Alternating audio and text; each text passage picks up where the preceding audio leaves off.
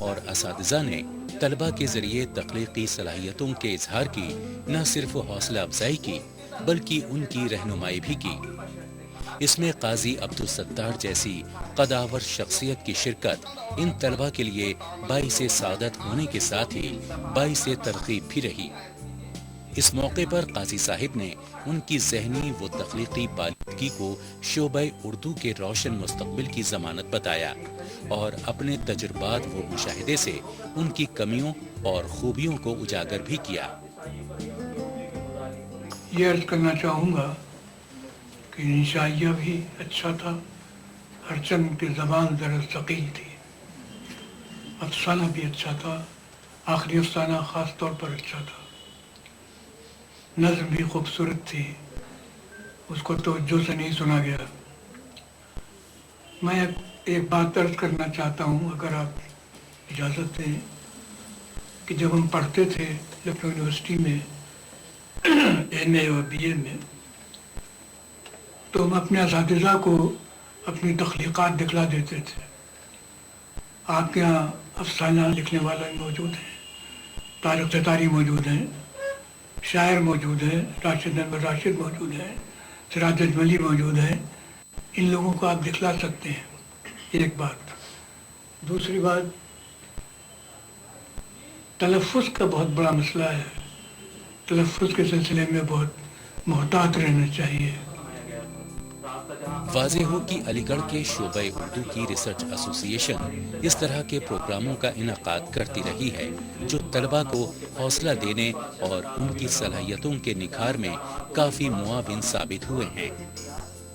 ایسوسی ایشن کے جلسوں کے ذریعے اپنے علمی اور ادبی فن کا اظہار کر کے شعبہ اردو کے بہت سے طالب علموں کا دنیا بھر میں شہرت حاصل کرنا اس کی اپنی مثال آپ ہے۔ علی گڑھ سے دیویندر واشنے کے ساتھ نئی دلی سے محمد شہزاد کی رپورٹ۔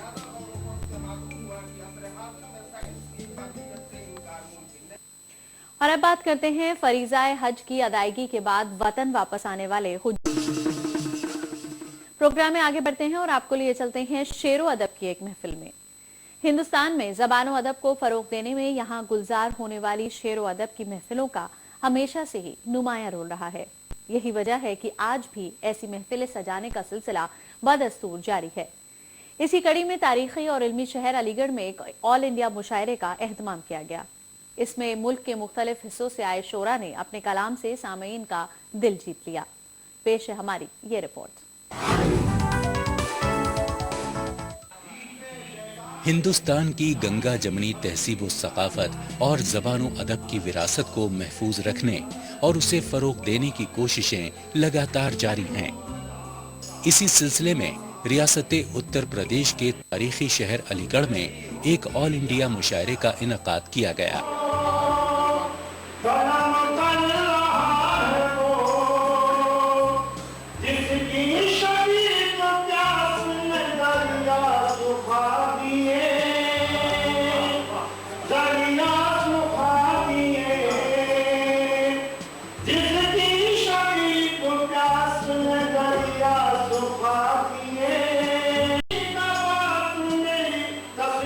ہمارے یہاں قریب ہمارے یہاں 5 صوبوں سے ہمارے شاعر آئے ہوئے ہیں۔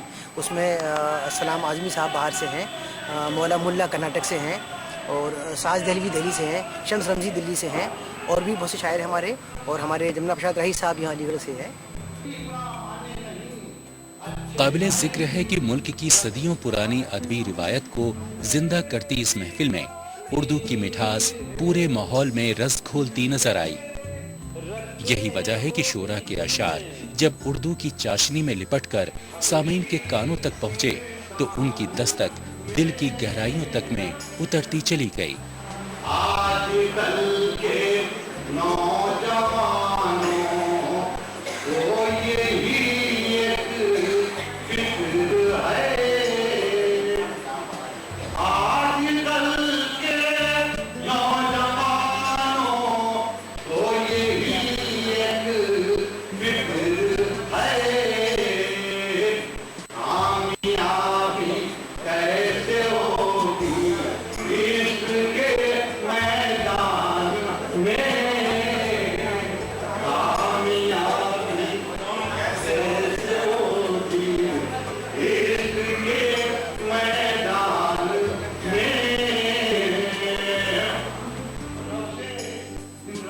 इस बात से किसी को इनकार नहीं कि उर्दू ने जिस खूबसूरती के साथ हिंदुस्तानी मुआशरे को संवारने की कोशिश की है, उसकी कोई दूसरी मिसाल नहीं मिलती।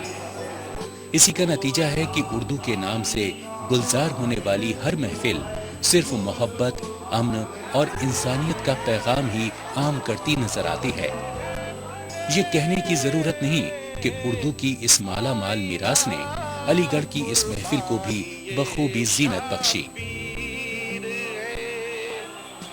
झुलसते खेत और जलते हुए खलियान सा हूँ मैं, मेरे जख्मी बदन को देख हिंदुस्तान सा हूँ मैं, मेरे जख्मी बदन को देख हिंदुस्तान सा हूँ मैं।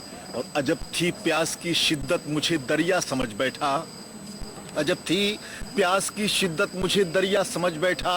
अब उसको क्या खबर अंदर से रेगिस्तान सा हूँ मैं, अब उसको क्या खबर अंदर से रेगिस्तान सा हूँ मैं। और मेरे चारों तरफ आए तितलियों क्यों रक्स करती हो, तुम्हें मालूम तो है कागजी गुलदान सा हूँ मैं, तुम्हें मालूम तो है कागजी गुलदान सा हूँ मैं। क्या है कि कोई तो हो समेटे भी सजाए भी सलीके से, कोई तो हो समेटे भी सजाए भी सलीके से। खुद अपने घर में ही बिखरे हुए सामान सा हूँ मैं, खुद अपने घर में ही बिखरे हुए सामान सा हूँ मैं। और चिताएं जल के ठंडी हो चुकी हैं आरज़ुओं की, चिताएं जल के ठंडी हो चुकी हैं आरज़ुओं की। अब अपनी आग में जलता हुआ शमशान सा हूँ मैं, अब अपनी आग में जलता हुआ शमशान सा हूँ मैं। यहाँ पे जितने भी शायर आए हुए हैं बहुत अच्छे हैं, बहुत अच्छे अच्छे सबके नगमे थे और बहुत अच्छी शायरी सबने करी है। सबसे ज़्यादा जो अच्छा बाबर इलियास साहब का था, वो बहुत अच्छा उन्होंने अपने कलमात पढ़े।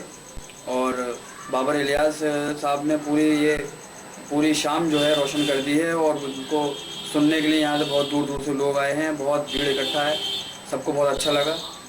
और बाबर इलियास ने आज की शाम पूरी लूट ली है, पूरी रात उनके नाम है। वाज़ेह रहे कि मौजूदा दौर में जबकि ज़बानों की शक्ल को बनाने बिगाड़ने का चलन आम हो चला है, तो अदबी महफिलों की अहमियत बढ़ जाती है। यही वो जरिया है जिनकी रोशनी में अदबी गुलशन आज भी गुलजार हैं और इनके फूल अपनी खुशबू से मुआशरे को महका रहे हैं। उम्मीद की जानी चाहिए कि ये सिलसिला मुस्तकबिल में भी जारी रहेगा और नई नस्ल को हिंदुस्तान की मुश्तरका तहजीब व सकाफत से रूबरू कराता रहेगा। अलीगढ़ से देवेंद्र वाशणे के साथ नई दिल्ली से निशांत केतु की रिपोर्ट। और इसी के साथ सरगर्मियां के इस शुमारे में हमें दीजिए इजाजत। आदाब।